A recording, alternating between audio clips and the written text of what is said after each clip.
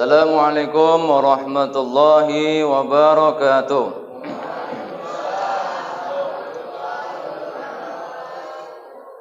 Alhamdulillahi rabbil alamin. Wassalatu wassalamu ala asrafil anbiya'i wal mursalin Sayyidina Muhammadin wa ala alihi wa sahbihi ajma'in. Amma ba'd. Qala Allah Ta'ala fi kitabihil karim. A'udzu billahi minasy syaithanir rajim. Bismillahirrahmanirrahim. Alladzina yunfikuna fis sarra'i wad dharra'i wal kadhiminal ghaidh wal 'afina 'anil nas wallahu yuhibbul muhsinin. Shadaqallahul 'adzim. Bapak Ibu jamaah sekalian yang dirahmati oleh Allah, setinggi puja, setinggi sanjung, segala puja dan puji-pujian hanyalah untuk Allah Subhanahu wa ta'ala. Bersyukur kita kepada Allah hingga saat pada detik ini kita masih dalam lindungan Allah Subhanahu wa ta'ala. Mudah-mudahan insya Allah kita tetap istiqomah dalam menjalankan segala apa yang telah diperintahkan oleh Allah kepada kita. Amin. Selawat dan salam tercurah kepada junjungan kita Nabi besar Muhammad sallallahu alaihi wasallam. Semoga kita nanti mendapatkan pertolongan syafaat dari baginda Rasulullah sallallahu alaihi wasallam. Bapak Ibu jamaah yang dirahmati oleh Allah Subhanahu wa ta'ala, tipe orang yang dicintai oleh Allah Subhanahu wa ta'ala, di mana baginda Rasulullah sallallahu alaihi wasallam bersabda, Bismillahirrahmanirrahim. Innallaha yuhibbul 'abdat taqiyal ghaniyal khafiyah. Sesungguhnya Allah cinta kepada hamba yang bertakwa, hamba yang selalu merasa cukup, dan hamba yang menyembunyikan segala amalnya. Hadis riwayat Muslim nomor 2695. Bapak Ibu jamaah sekalian rahimakumullah. Yang pertama, hamba yang dicintai oleh Allah Subhanahu wa ta'ala adalah hamba yang bertakwa kepada Allah Subhanahu wa ta'ala. Mudah kita menyebutkan kata-kata takwa, namun bagaimana penerapan kita di dalam kehidupan kita sehari-hari dengan senantiasa kita mencerminkan sebagai hamba-hamba Allah yang bertakwa kepada Allah Subhanahu wa ta'ala. Dalam surah Al-Imran di ayat 135, Allah Subhanahu wa ta'ala berfirman, Bismillahirrahmanirrahim. Alladzina yunfikuna fis sarra.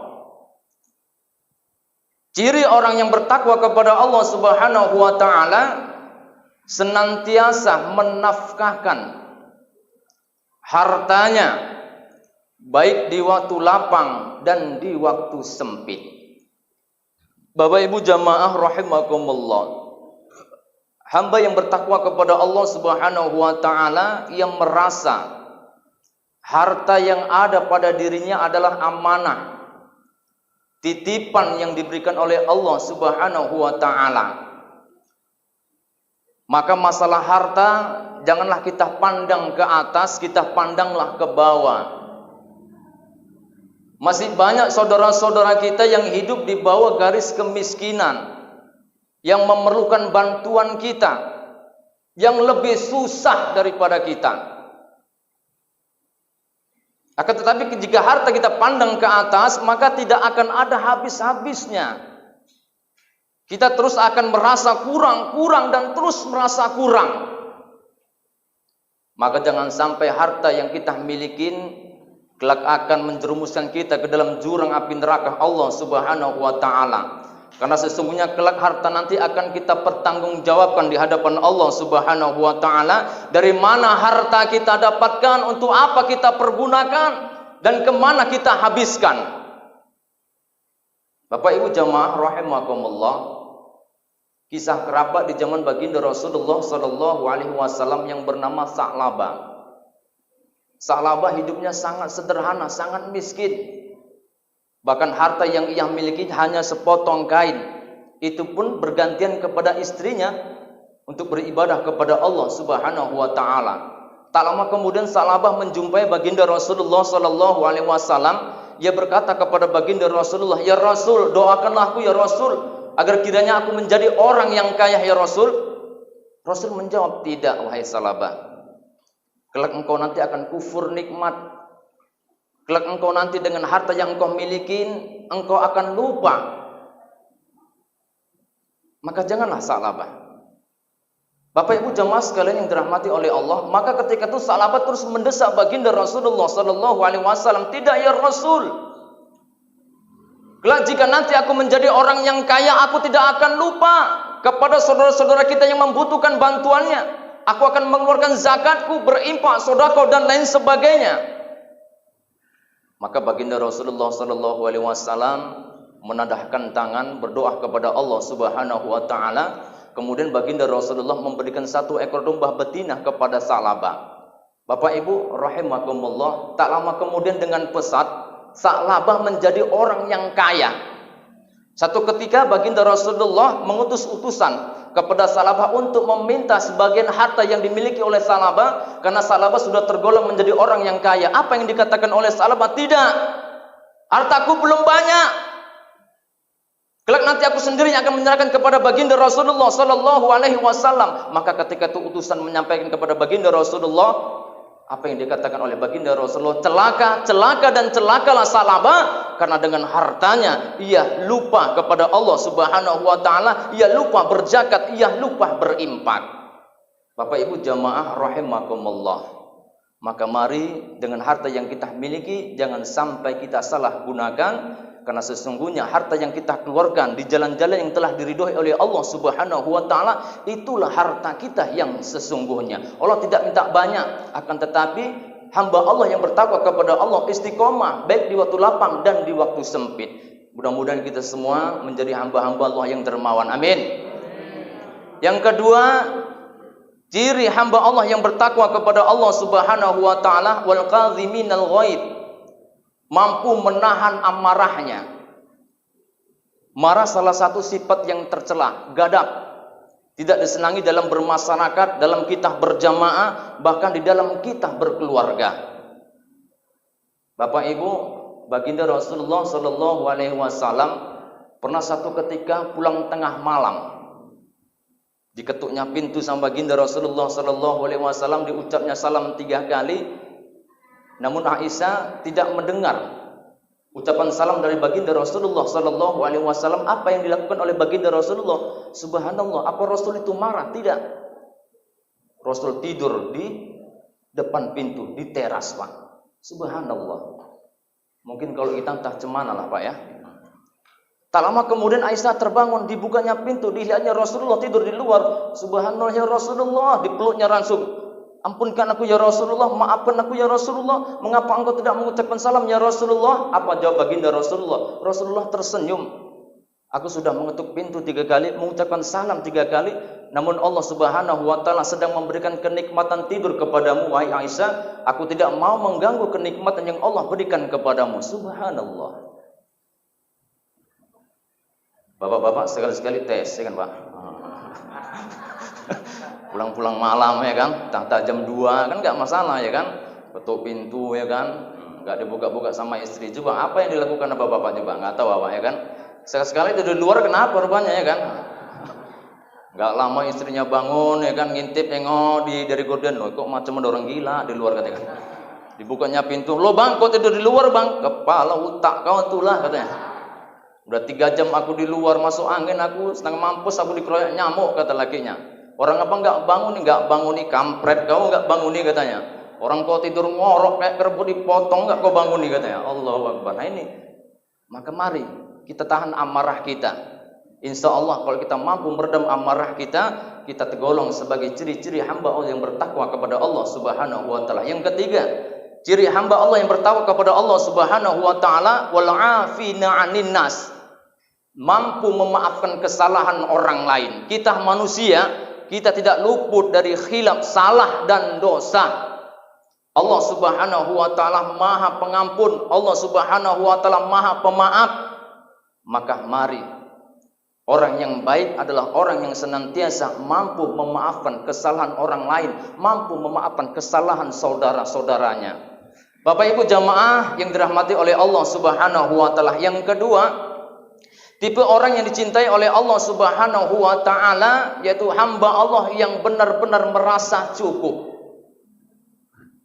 Apabila kita senantiasa mensyukuri segala apa yang diberikan oleh Allah Subhanahu wa taala, maka yakinlah Allah akan menambahkan nikmatnya kepada kita. Masalah rezeki enggak usah kita khawatir. Kita sudah diatur oleh Allah Subhanahu wa taala, rezeki kita oleh Allah Subhanahu wa taala. Insya Allah yakin saja kita kepada Allah. Imam Syafi'i dengan Imam Malik berbeda pendapat masalah tentang rezeki. Imam Syafi'i berkata kepada Imam Malik, wahai tuanku Imam Malik, sesungguhnya rezeki itu harus kita berusaha, harus kita bekerja, kemudian kita tawakal hanya kepada Allah Subhanahu wa taala. Kemudian Imam Malik berkata, tidak semuanya rezeki itu harus kita bekerja dan harus kita berusaha. Yakin saja kita kepada Allah Subhanahu wa taala, maka rezeki itu akan datang sendiri. Subhanallah.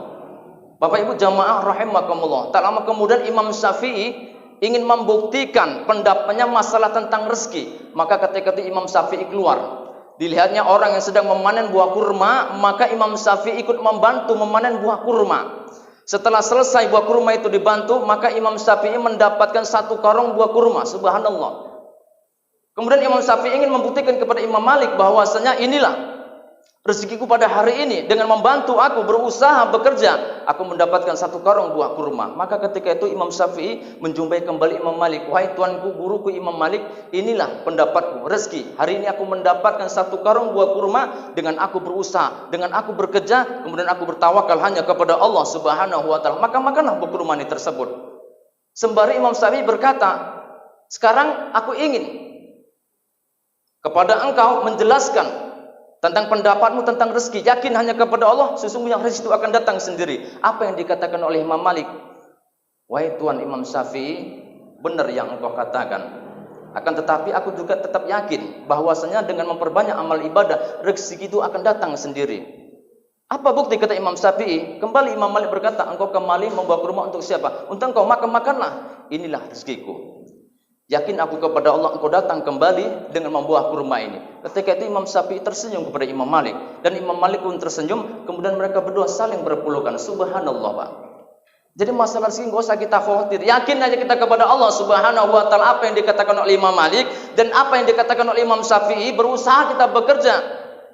Bertawakal kita hanya kepada Allah Subhanahu wa taala. Janji Allah tidak akan menyalahi. Wa may yatawakkal 'alallahu fahuwa hasbuh.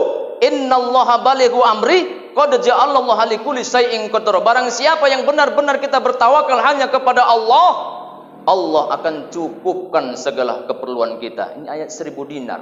Enggak main-main. Kalau sudah cukupkan insyaallah alhamdulillah. Enggak perlu kita kaya, yang perlu kita cukup. Mau bangun rumah awak cukup. Cukup Pak ya? Cukup Bu. Nah, mau beli mobil cukup. Ini kan Pak? Mau kawin lagi Pak? Oh jangan cukup Pak, 1 aja Pak ya. Gawat Bapak nih. Kurang pula kata Bapak nih. Cukup 1 aja, insya Allah dicukupkan sama Allah kalau kita bertawakal hanya kepada Allah. Bapak Ibu jemaah sekalian yang dirahmati oleh Allah Subhanahu wa taala. Kemudian yang ketiga, tipe orang yang dicintai oleh Allah Subhanahu wa taala yaitu hamba yang selalu menyembunyikan amal-amal kepada Allah Subhanahu wa taala. Bapak Ibu jemaah rahimakumullah, maka setiap apapun yang kita perbuat, baik buruk yang kita lakukan di permukaan bumi ini akan dibalas oleh Allah Subhanahu wa taala. Maka mari kita tanamkan niat tulus semata hanya kepada Allah Subhanahu wa taala. Segala apapun yang kita perbuat, amal apapun yang kita perbuat, niatkan tulus semata karena Allah Subhanahu wa taala. Jangan kita ingin menjadi orang yang dianggap sebagai orang yang bertakwa. Kita ingin dianggap sebagai orang yang paling beriman. Kita ingin dianggap sebagai orang yang paling dermawan. Karena kebaikan-kebaikan kita yang sudah kita lakukan. Maka yakinlah kita kepada Allah, tulus semata kita kepada Allah, maka Allah senantiasa akan mencintai kita. Bapak Ibu yang dirahmati oleh Allah Subhanahu wa taala, demikian tausiah singkat pada malam hari ini. Mudah-mudahan dapat bermanfaat bagi kita dan dapat kita terapkan di dalam kehidupan kita sehari-hari, dan mudah-mudahan kita tergolong sebagai hamba-hamba Allah yang dicintai oleh Allah Subhanahu wa taala. Amin ya rabbal alamin. Ila liqa wassalamah. Wassalamualaikum warahmatullahi wabarakatuh.